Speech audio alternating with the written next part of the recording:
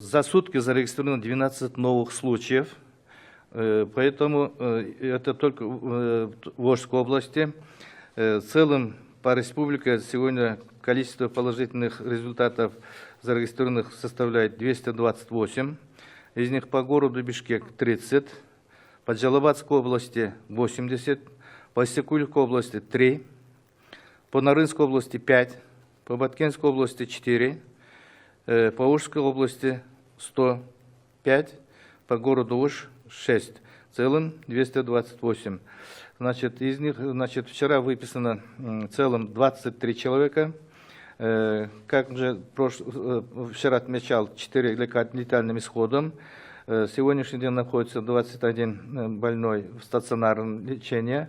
Из них средняя тяжесть находится 10 человек, ИВЛ ни один не находится, а находится кислородным аппаратом дышит. В целом из этих 12 человек, к сожалению, должен констатировать, 7 составляют медицинские работники. Из 7 4 находились в Наукатском районе в обсервации, были контакты с вчерашними 42 положительными результатами. Они 1 врач, 3 медсестры. Сегодняшний у них положительный, они изолированы в инфекционном отделении. Кроме того, еще 3, 1 врач, 2 медсестры. Они были контакты с врачом, у которого положительный результат в Волжской инфекционной больнице, и остальные контактные по этой семье, и 1 приезжий из Хаджа, контактный из Хаджа.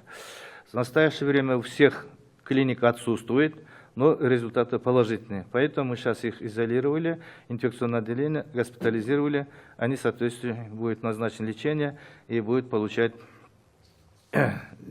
лечение.